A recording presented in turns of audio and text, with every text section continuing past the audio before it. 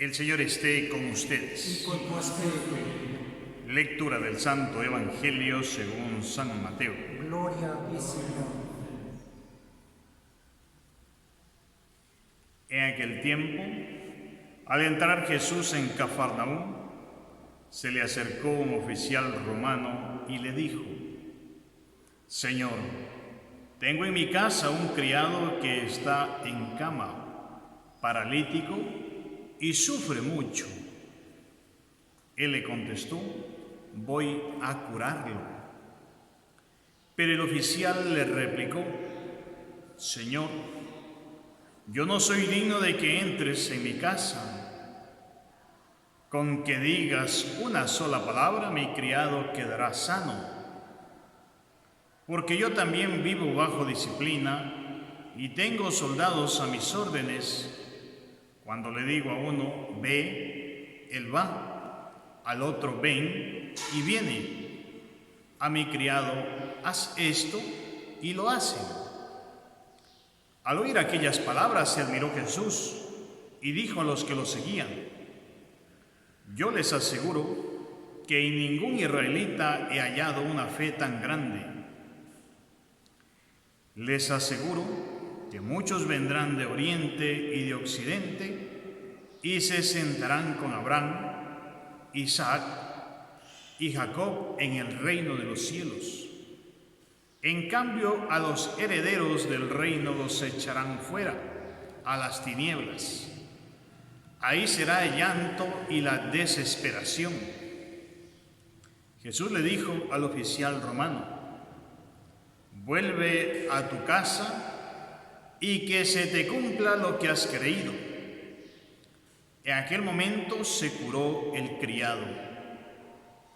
Al llegar Jesús a la casa de Pedro, vio a la suegra de éste en cama con fiebre. Entonces la tomó de la mano y desapareció la fiebre. Ella se levantó y se puso a servirles.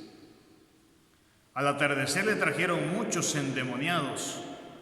Él expulsó a los demonios con su palabra y curó a todos los enfermos. Así se cumplió lo dicho por el profeta Isaías: Él hizo suyas nuestras debilidades y cargó con nuestros dolores. Palabra del Señor. Gloria a ti, Señor Jesús. Bienvenidos, queridos hermanos, a esta Eucaristía. Qué alegría encontrarnos en este momento, nosotros alimentándonos de la palabra de Dios. Estamos el día de hoy dando lectura al libro de las Lamentaciones, en el capítulo 2. En verdad, nos cuenta aquella lamentación que sufrió el pueblo de Israel después de haberse apartado de Dios.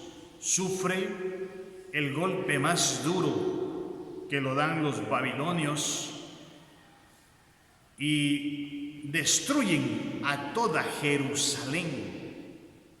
En todo sentido destruido este pueblo.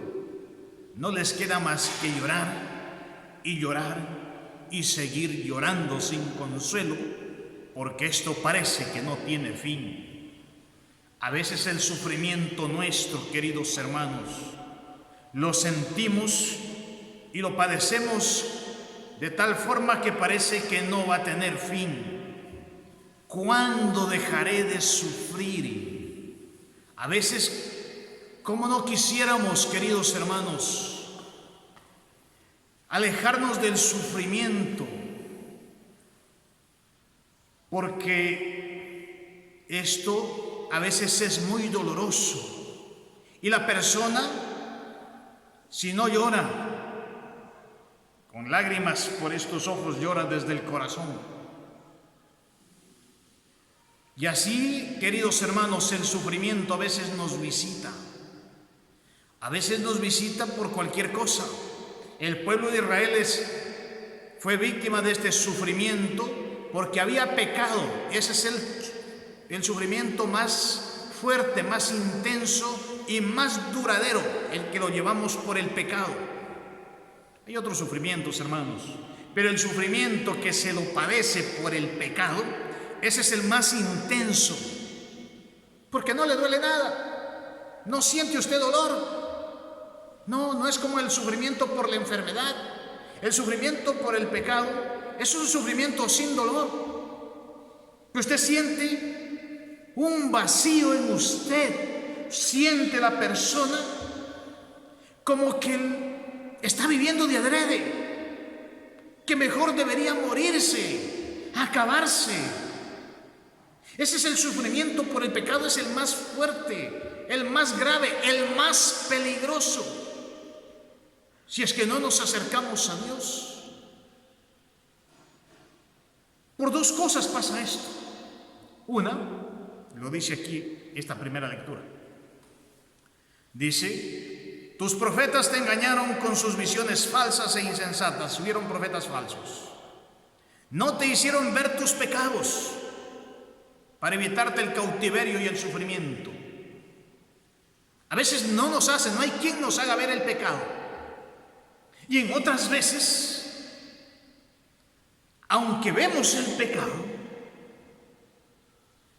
pues se continúa ahí. Ahí cuando viene el sufrimiento, y eso es lo que le pasa al pueblo de Israel. Y llora, y así le dice aquí: levántate y clama al Señor durante toda la noche. Derrama como agua tu corazón. Es decir, llora con el corazón. Clama, dice, al Señor con toda el alma. Gime, Jerusalén. Es un sufrimiento grande, hermano. Deja correr a torrente tus lágrimas de día y de noche. Llora y llora. ¿Pero por qué? Queridos hermanos, llorar de arrepentimiento. El sufrimiento Dios nos lo permite a nosotros para redimirnos, para purificarnos y para que en ese sufrimiento, cuando el hombre toca fondo en el sufrimiento, como nadie me consuela, entonces solamente mi refugio es Dios. Ese es el sufrimiento por el pecado. Cuando uno sufre por el pecado, nadie te puede consolar, ni los amigos, ni la familia, ni las cosas materiales, ni nada te puede consolar, porque es un sufrimiento en el alma, es un sufrimiento existencial, es un sufrimiento espiritual el que lo padecemos. Y ese sufrimiento espiritual solamente lo puede sanar Dios, nadie más. Nadie más, querido hermano. No puede un psicólogo, no puedes que te distraes a hacer terapias para el estrés. No, hermano, no, ese no es el remedio, porque la enfermedad está en el alma, es un sufrimiento espiritual y hay que ver al médico del espíritu que venga a sanarlo. Y para eso llora Jerusalén sin consuelo. Deja correr como ríos las lágrimas de tus ojos. Arrepiéntete de corazón, para que llegue el que sana, el que puede hacerlo, hermano. Así es. Aquí en el Evangelio nos cuenta cómo Jesucristo viene a quitarnos el sufrimiento. Jesús viene a quitarnos el sufrimiento porque el deseo de Dios, hermano, no es que nosotros suframos, no. El deseo de Dios es que todos sus hijos sean felices, que estemos llenos de gozo, que tengamos paz, que hagamos el bien unos con otros, que nos llevemos bien, que no nos hagamos daño entre nosotros, que no nos explotemos, que no nos engañemos, que no nos traicionemos. Ese es el deseo de Dios, que vivamos en paz. Pero cuando el hombre no vive así, entonces Dios ahí permite el sufrimiento. No quiere Dios que suframos, pero lo permite como un remedio. Así como cuando usted está enfermo y el doctor le receta unas inyecciones y esas son adoloridas. No es que el doctor quiera verlo a usted sufrir más de lo que está, no, pero es necesaria esa inyección dolorosa para que usted se sane de un mal que es más grande. Así es, querido hermano, Dios permite el sufrimiento para que nosotros nos sanemos. Y aquí se le acerca un hombre, un centurión romano, que era un jefe militar que tenía a cargo 100 soldados. De ahí viene la palabra centurión, de 100, de centuria. Y este hombre, conmovido ante el sufrimiento de un criado, de un esclavo o de un un trabajador, digamos así en nuestros tiempos, de un trabajador, de un empleado de él, que estaba en cama enfermo. Le dice: tengo un criado en la casa que sufre mucho. Y Jesús le dice: vamos a tu casa. La disponibilidad de Cristo, cuando usted, querido hermano, le clama con fe y con corazón sincero, Jesús siempre está disponible. Como estaba acá en los planes de Cristo, a lo mejor no estaba ir a esa casa, pero ¿sabe qué? Como vino un corazón sincero, un corazón arrepentido, un corazón que creía en Él de verdad, Jesús dijo: vamos allá a tu casa. Y este hombre le dice: no soy digno de que entres en mi casa. Lo que nosotros respondimos en la misa, cuando se nos eleva el Cordero de Dios, el cuerpo de Cristo. No soy digno de que entres en mi casa, decimos, pero una palabra tuya bastará para sanarme. Eso dice: no soy digno de que llegues a mi casa, Jesús, no soy digno. Me siento indigno, no soy digno. No somos dignos, hermanos, de que Jesucristo entre a esta casa, a este templo, por nuestra boca, a través de la comunión. No somos dignos, queridos hermanos. Que Dios se haya hecho hombre, no somos dignos. Por nuestra condición pecaminosa, no somos dignos. Pero el amor de Dios es así, tan grande es el amor de Dios. Este hombre se sorprendió, porque Jesús se sorprendió por la respuesta de este hombre. Le dice: yo tengo a mi mando muchos soldados que les digo: haga esto, vaya, se van, venga y vienen. Al criado le digo: haz esto, y me hace caso. Y Jesús se admira por esta respuesta y le dice: qué grande fe tienes. Claro, hermano, ¿sabe cómo es la fe? La fe depende mucho de la obediencia, según lo que dice esta palabra. El soldado habla de una obediencia, los súbditos le obedecen a él. Jesucristo también, querido hermano, depende. Si uno es obediente, los demás te obedecen, porque todo es una jerarquía. Jesucristo obediente al Padre, como es obediente al Padre, entonces todo el resto de la creación le obedece a Jesús. Si usted quiere, querido hermano, hacer grandes cosas, la obediencia a Dios, de eso depende. Jesucristo, obediente al Padre, es capaz de dominar las enfermedades, de expulsar demonios, es capaz de dominar la naturaleza. El poder de Dios, querido hermano, obtenido por medio de la obediencia. Estamos llamados a ser obedientes, a vivir en la obediencia. La fe de este hombre hace que su criado quede sano en ese momento. Jesucristo le dice: que suceda como tú has creído. Eso se llama fe, hermano. Eso se llama fe. Estamos llamados nosotros a creer de verdad, sin dudar, queridos hermanos. A creer y aceptar la voluntad de Dios. No a creer lo que yo a lo mejor quiero que Dios haga. No, es que por eso necesitamos nosotros la luz del Espíritu Santo, para no estar creyendo en algo que Dios no quiere hacerlo, porque no es conveniente. Y muchas de las veces nos pasa eso. Nosotros a Dios le pedimos que haga algo que Él en su voluntad ve que no es conveniente eso, y nosotros creemos en que Dios sí lo va a hacer, y después, como creemos en algo falso, nos sentimos defraudados por haber creído mal, por haber creído equivocadamente. Y mucho nos pasa esto, hermano. Creímos equivocadamente, y ahí el hombre dice: no, Dios no me escucha, ya no voy a la iglesia porque Dios no me hizo ese milagro.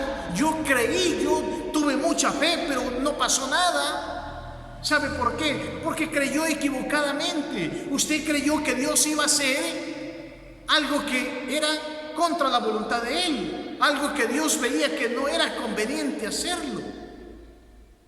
Eso nos puede estar pasando. Y luego Jesús, para indicarnos a nosotros que Él no quiere que sus hijos sufran, dice que va a la casa de Pedro y ve a la suegra que estaba enferma con fiebre, la toma de la mano, inmediatamente desaparecen las enfermedades. Porque donde entra Cristo, querido hermano, entra la paz. Y esta mujer, al sentirse sana, empieza a servirles. Ese es el testimonio, esa es la evidencia de quien ha sido tocado por Cristo. El que ha sido tocado por Jesús se pone en movimiento y se pone al servicio de los demás, se pone al servicio de Dios. porque ha sido tocado por su Señor, por Dios, porque es agradecido, porque Dios ha hecho maravillas en él. Así es, si usted reconoce, querido hermano, que Dios ha hecho maravillas en tu vida, entonces una muestra de ser agradecido con Dios es ponerme al servicio de los demás, es ponerme a hacer el bien a los demás, porque Dios me ha hecho a mí un bien mucho más grande todavía. Entonces, como agradecimiento a eso, yo hago el bien a los demás. Eso hace esta mujer. Ese es un cristiano, el que ha venido Cristo y te encuentras así caído en una cama como estaban ellos. Así a veces tenemos el alma, queridos hermanos, postrada. Una alma que es incapaz de amar, una alma que es incapaz de perdonar, una alma que es incapaz de alegrarse en Dios, sino que más bien busca alegrarse en el pecado. Está caída esa alma, está ahí postrada. Esa alma necesita ser levantada por el Señor. Pídele al Señor en este día, querido hermano, que te levante para que tú puedas ser libre, libre de cualquier esclavitud. Yo no sé si algún pecado te está esclavizando, no lo sé, debes saberlo tú y Dios también. Pero si algo te está esclavizando, pídele a Dios ese perdón. Dios, eso es lo que más quiere. Lo que Dios prácticamente es como que si nos estuviera rogando a nosotros para perdonarnos. Pero es el hombre el que se hace tanto de rogar que no quiere arrepentirse. Es el hombre, y Dios está ahí como mendigando nuestro arrepentimiento para perdonarnos. Ese es Dios, ese es el amor de Dios, hermanos. Eso es. Al final termina este evangelio diciendo que curó muchos enfermos, expulsó demonios. Es que Dios puede hacer todo eso, hermano. Y usted en nombre de Cristo puede hacer eso. Puede expulsar espíritus malos, puede expulsar demonios. Usted puede expulsar cuántos espíritus vienen a tentarlo. Cuando la tentación se le aparezca, hermano, no sé, la tentación viene por nuestras debilidades. Usted debe conocer sus debilidades, y cuando la tentación se le aparezca en su debilidad, ahí, en nombre de Cristo Jesús, querido hermano, dile a esa tentación que se aparte. Y tú también sé prudente y apártate de cualquier tentación, para que el Señor, querido hermano, sea glorificado en ti, para que el Señor sea victorioso en ti, en un hijo que se ha dejado tocar, que se ha dejado levantar, porque primeramente se ha dejado amar. Déjate amar por el Señor. Deja que el Señor entre a ese corazón ansioso, sediento de amor, del amor divino, no del amor bajo de aquí del mundo, no, sino sediento del amor de Dios. Eso quiere tu corazón, hermano mío. Quiere sentir el amor de Dios. Y ese amor de Dios, siéntelo hoy con el arrepentimiento, querido hermano. Dios te ama inmensamente. Vamos a pedirle que nos ayude con nuestras oraciones.